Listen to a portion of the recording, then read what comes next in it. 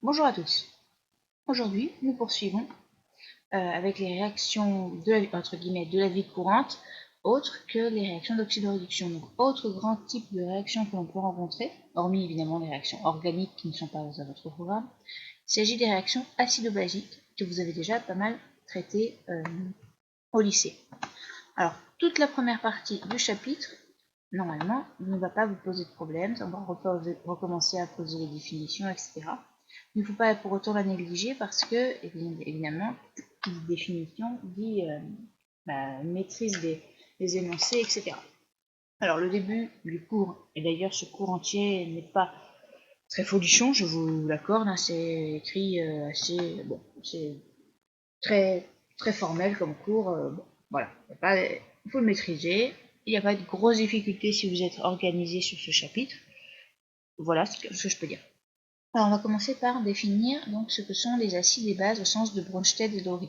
Alors attention, on a vu une petite remarque, on va commencer tout de suite, je vais l'écrire ici, une petite remarque, acide, on a parlé déjà d'acide et de base, mais au sens de Lewis. Attention à ne pas confondre acide de Lewis, qui est une espèce susceptible d'accepter un nouvel électron, avec l'acide de Lewis, espèce susceptible d'accepter un nouvel électron,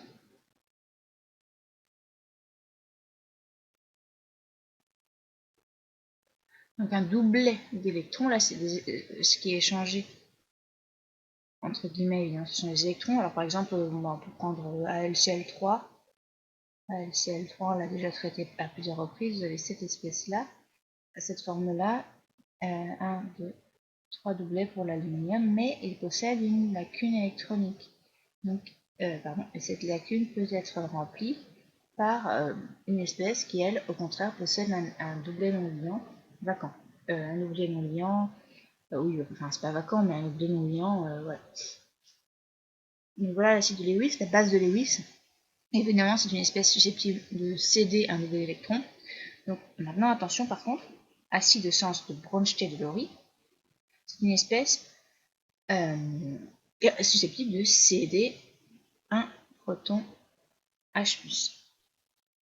Au contraire, une base est susceptible de gagner un proton H+. Alors si on peut la noter, donc elle est notée AH souvent, ou HA, AH, ou HA. Et de la même façon, la base est notée donc A-. On voit qu'elle est susceptible de récupérer un proton H+. Un couple acide-base regroupe un acide et sa base conjuguée. Donc on écrit acide base de cette façon. Bon, maintenant, donc on va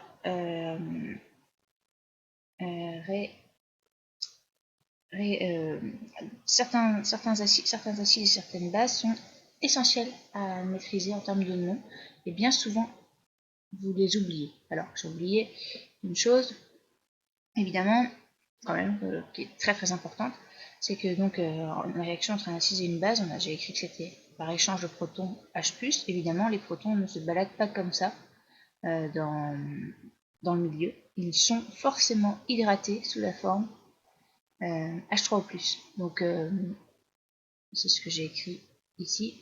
Vous trouverez des protons H3O+, et non pas des H+.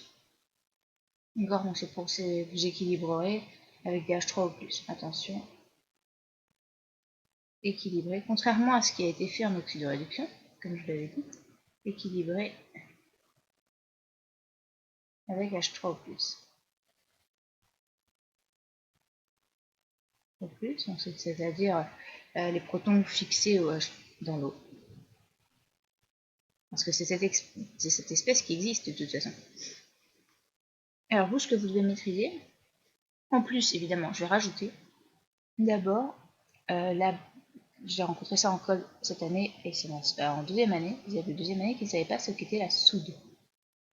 La soude, c'est autre nom de l'hydroxyde de sodium. Donc, hydroxyde de sodium. Alors le sodium, normalement, vous êtes censé savoir que c'est l'espèce Na. Et donc c'est NaOH, c'est l'oxyde de sodium, et en solution, donc c'est Na+, OH-. La potasse également, je vais la mettre, rajouter. Potasse cette fois, donc c'est dans le langage courant évidemment, mais c'est hydroxyde de potassium. Hydroxyde. Donc là vraiment j'insiste, hein, vous devez connaître par cœur toutes les espèces qui interviennent dans ce tableau. Hydroxyde de potassium, il s'agit donc de KOH, potassium, donc autrement dit K+, OH-. Hop. Donc voilà pour les premiers que j'avais oubliés. Voilà. Maintenant, donc on revient à ceux du tableau. J'aurais dû vous dire de travailler un petit peu en amont. Donc là, il s'agit HCl. Donc, je vais assez vite sur acide chlorhydrique.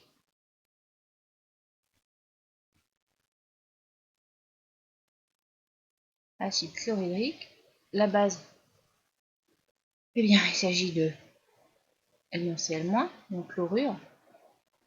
Parce que, évidemment, le H+, qui est parti lors de la réaction entre donc, acide chlorhydrique et H3O+, l'acide. C'est pas d'acide. L'ion hydronium ou oxonium. L'ion hydronium,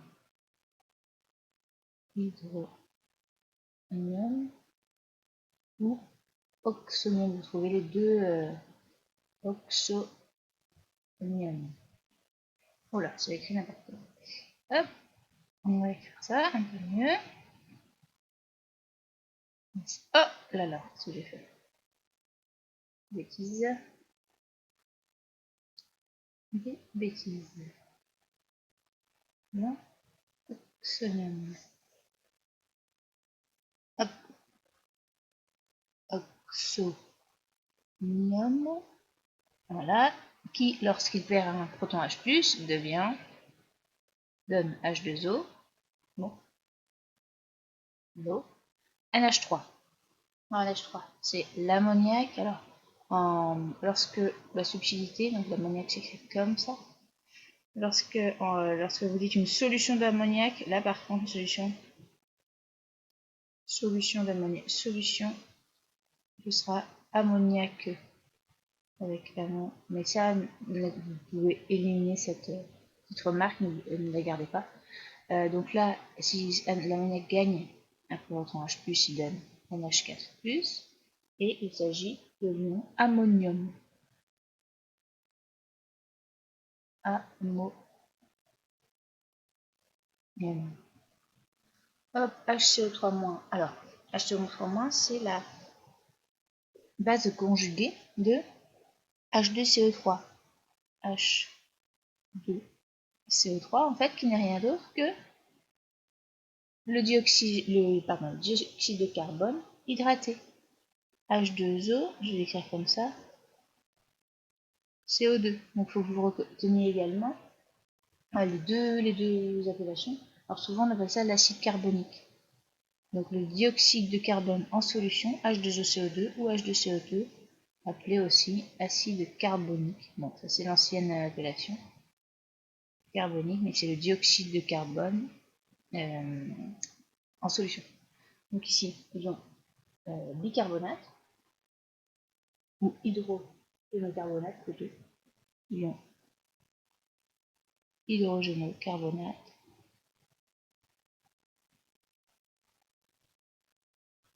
carbonate. Alors HCO3-, et oui, alors là on va parler de on peut parler directement de polyacide polybase.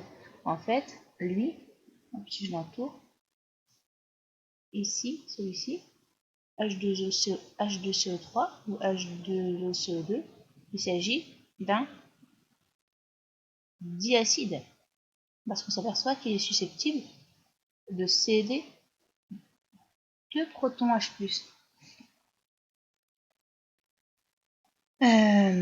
Donc de la même façon, donc ici on a l'ion hydrogène carbonate qui est la base du couple, l'acide du couple HCO3-, CO3-, et nous avons ici ion carbonate qui lui est une dibase.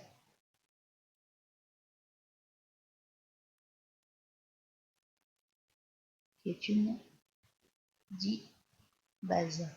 Donc qui va être susceptible de gagner 2 protons H+. Alors CH3, CH2 au moins, ou bien l'acide conjugué CH3, CH2. Ceux-là sont peut-être moins. Ah si, c'est important de savoir qu'il s'agit de. Comme vous avez 2 carbones, il s'agit de l'éthanol. Et donc l'ion éthanoate. Ça, vous devez connaître les mince, pas de l'éthanol, l'éthanol. Vous devez connaître les racines des espèces, comme vous avez vu au lycée éthanoate. H2SO4, il s'agit de l'acide sulfurique.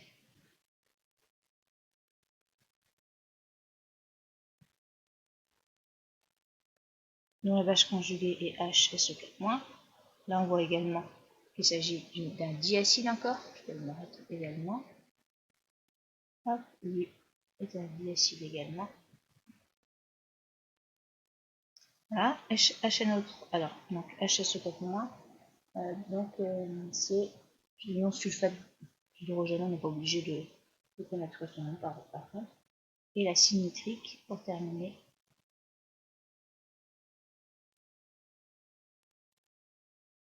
L'acide nitrique. Et donc, ion nitrate.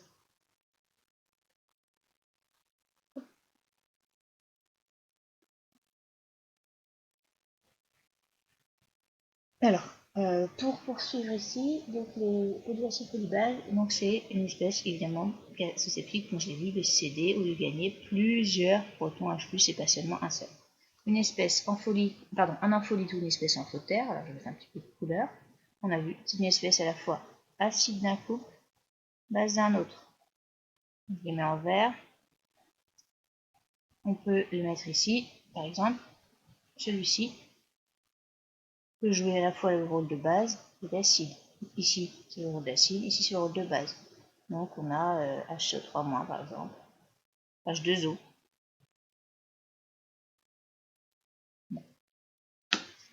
Bon.